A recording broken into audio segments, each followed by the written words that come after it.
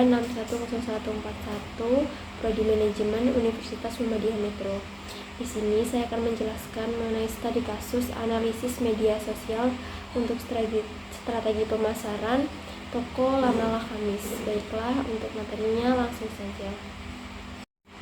Seiring dengan kemajuan teknologi, pemasaran konvensional saat ini telah beralih menjadi pemasaran digital. Pemasaran digital merupakan kegiatan pemasaran yang menggunakan berbagai situs di internet. Salah satunya adalah melalui media sosial. Media sosial dinilai efektif untuk memasarkan suatu produk secara online karena luasnya jangkauan pemasaran yang akan didapat. Di era sekarang, semakin lama akan semakin banyak pengguna media sosial. Jadi, masyarakat yang menggunakan media sosial menjadi sasaran empuk para pelaku usaha. Memanfaatkan sosial media dapat memperluas pangsa pasar dan mempermudah perusahaan dalam menyebarkan informasi terkait produk yang ditawarkan. Di samping penggunaannya yang mudah dan efisien, pemilik media sosial dapat menayangkan atau mengisi media sosial dengan informasi yang menarik, sehingga konsumen akan penasaran dan mengunjungi laman media sosial. Penelitian ini dilakukan untuk mengetahui strategi pemasaran yang dilakukan oleh toko Lamalah Kamis dalam menghadapi persaingan di era digital.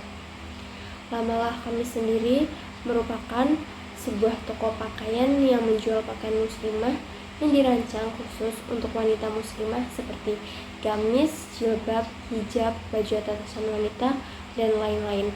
Toko ini berdiri pada tahun 2019 bertempat di Jalan Ki Hajar Dewantara, Banjarrejo 38B, Lampung Timur. Sekian materi yang dapat saya sampaikan, kemudian akan dilanjutkan oleh teman saya.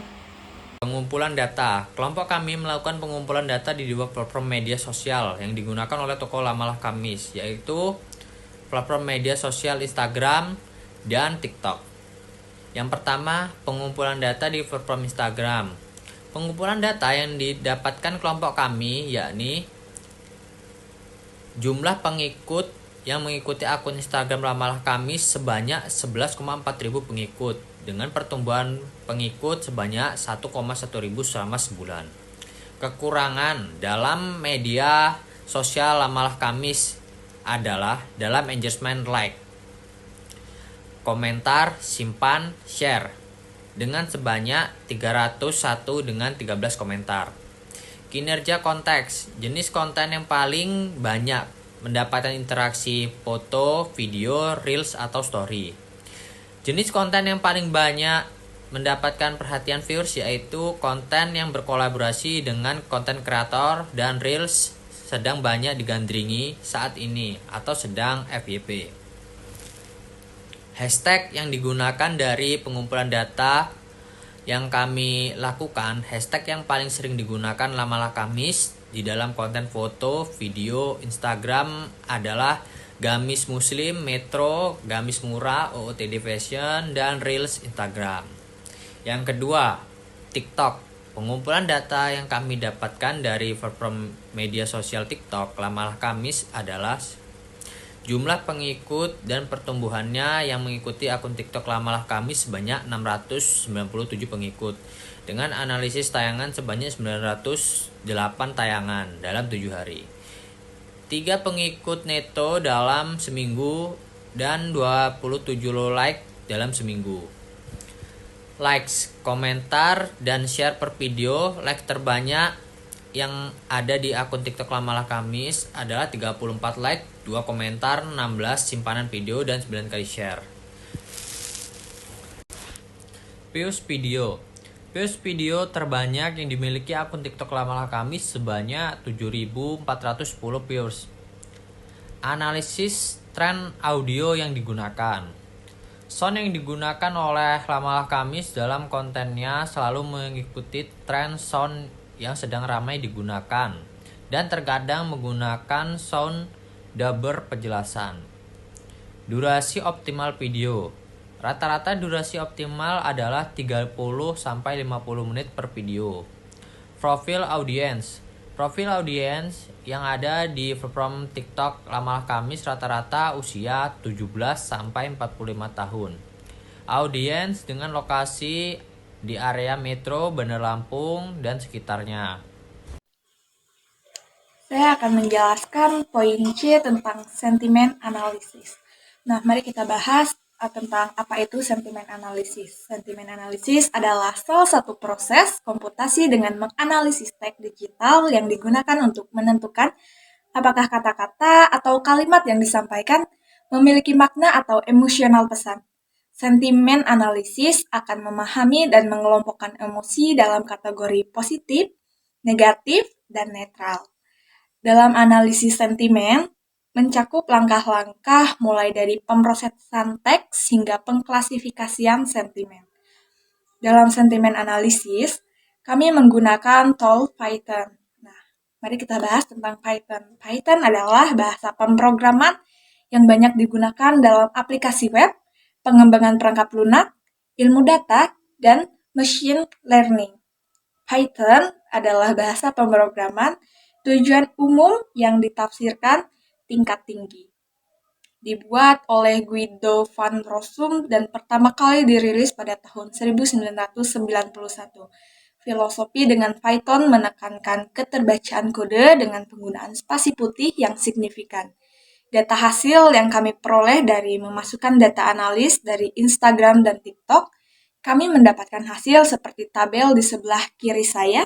Bisa dilihat hasil dari analisis sentimen menggunakan Python adalah Instagram, yaitu yang berwarna biru, dengan bersuara netral dengan 72%, positif dengan 23%, dan untuk negatif adalah 5%. Dan untuk perolehan sentimen analisis TikTok adalah yang berwarna kuning dengan netral sebesar 80%, positif dengan 17,5%, dan negatif dengan 2,5%. Aku Aziza Nur Fadila dengan NPM 22610121. Di sini akan menjelaskan tentang perkembangan strategi. Di tengah perkembangan teknologi digital, pemasaran berbasis data menjadi salah satu hal penting dalam perusahaan.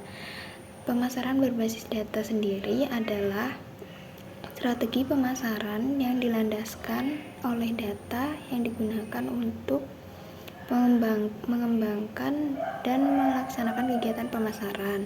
Dalam segmentasi pasarnya, selamalah Kamis menerapkan segmen pasar yang meliputi usia, jenis kelamin, dan agama.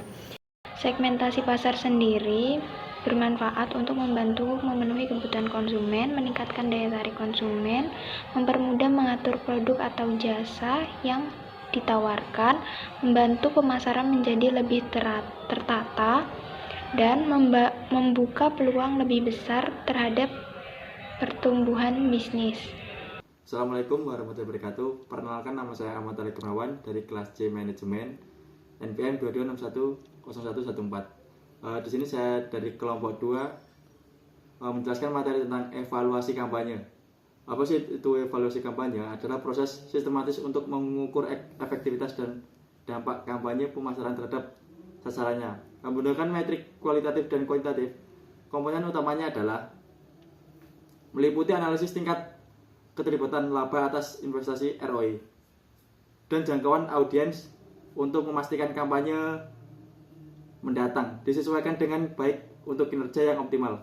Evaluasi kampanye yang efektif membantu mengidentifikasi strategi yang berhasil dan area yang perlu ditingkatkan. Dalam era digital ini yang terus berkembang, kampanye digital marketing sangat mudah dilakukan. Mudah dilakukan dari bisa berbagai pihak sosial media, berbagai macam, yaitu IG, TikTok, dan Facebook. Dan ini telah menjadi salah satu elemen kunci dalam strategi pemasaran bagi banyak bisnis. Namun keberhasilan kampanye digital marketing tidak hanya diukur oleh beberapa banyak uang yang dihabiskan untuk itu atau seberapa besar jangkauan yang dapat dicapai. Sebaliknya, pengukuran return on investment (ROI) dalam kampanye digital marketing menjadi faktor kritis untuk menilai efektivitas dan keberhasilan suatu kampanye. Kampanye iklan menghasilkan 114,29%. Hasil itu dapat dari keuntungan bersih dibagi total biaya kampanye dikali 100%. Keuntungan bersih 8 juta, total biaya kampanye 7 juta, lalu dikali 100%, sama dengan 114,29%. Ya, berarti keuntungan kampanye ini dua kali lipat biaya yang dikeluarkan kampanye. tersebut cukup efektif dalam meningkatkan penjualan toko baju muslimah. Sekian penjelasan singkat dari saya. Saya akhiri. Wassalamualaikum warahmatullahi wabarakatuh. Audio Jungle.